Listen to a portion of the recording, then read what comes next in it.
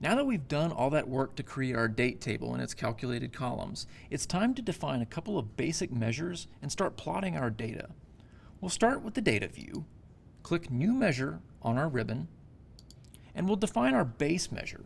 The base measure is the root of all other measures to follow in this report, and it's just a sum of the amount field in our transactions table.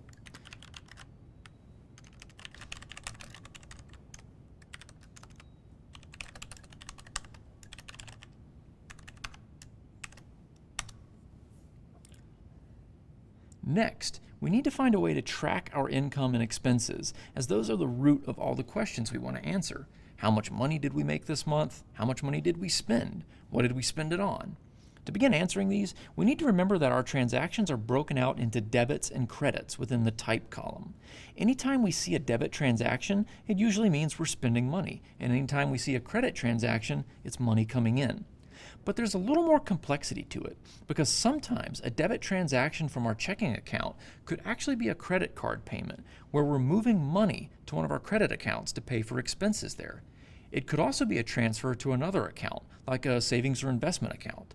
In those instances, we don't want to count the transaction as an expense. In the case of the credit card payments, those expenses have already occurred on the credit card, so counting that debit transaction from the checking account would be duplicating the expense in our data. With savings and investments, we're not actually spending the money, we're just moving it to a different account. So, for expenses, we need to write a DAX formula that sums our debits, but that omits certain transaction categories so we get accurate calculations. By that same token, credit transactions in our credit card accounts are typically going to represent incoming credit card payments or refunds for purchases. They're not income. They're the other half of that debit transaction we just talked about from the checking account.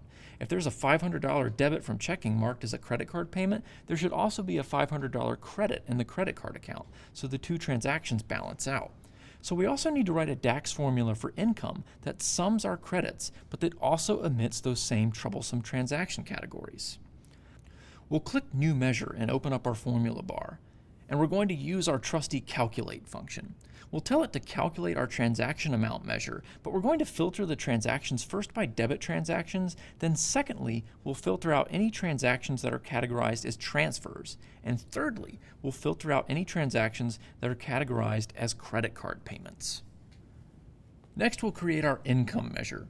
Click New Measure to open up the formula bar one more time, and we're going to use the exact same formula we did last time for expenses, except we're going to call it income, and we're going to tell it to filter on credit type transactions. Finally, how about a little net income? Net income is just income minus expenses, so it's how we measure the amount of money we have left over after our spending. We'll click New Measure again. And this one is really easy because we're simply going to take the two measures we just created and find the difference.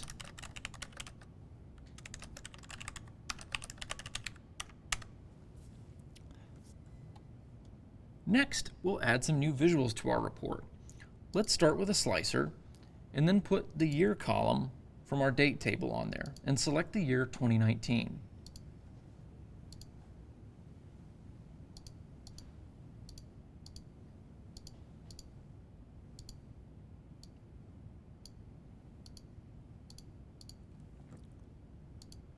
Then let's drop in a table and add month, income, expenses, and net income in that order.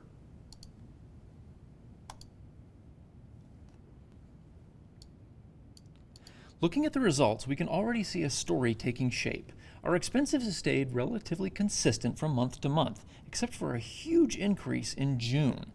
Maybe we bought a car or did some home improvements, and notice how that spike in expenses drove our net income down into negative numbers. Also take a look at the variation in the income amounts, and notice how the income increases by 50% in March.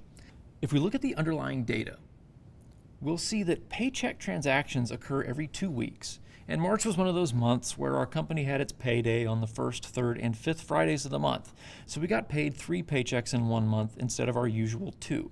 But also notice how the paycheck amounts increase starting in July.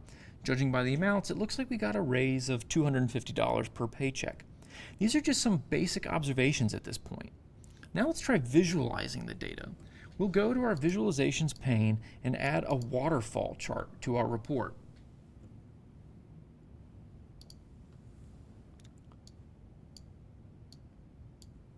Waterfall charts are a personal favorite of mine when it comes to financial reporting because they're a very straightforward method for visualizing monetary gains and losses over a period of time. For this first visualization, let's add our month column to the category of our chart, and then we'll add net income to the y-axis.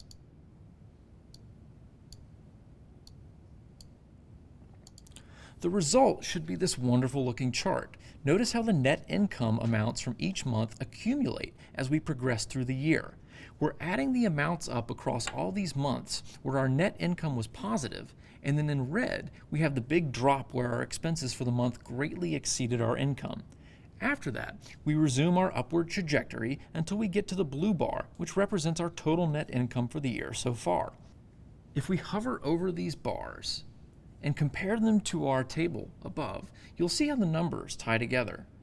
I love waterfall charts because of how easily they tell this story of how our money can ebb and flow over time. In the next video, we're going to take these basic measures we just created and show you how to crank up their analytical capabilities by introducing you to DAX's library of time intelligence functions. See you there.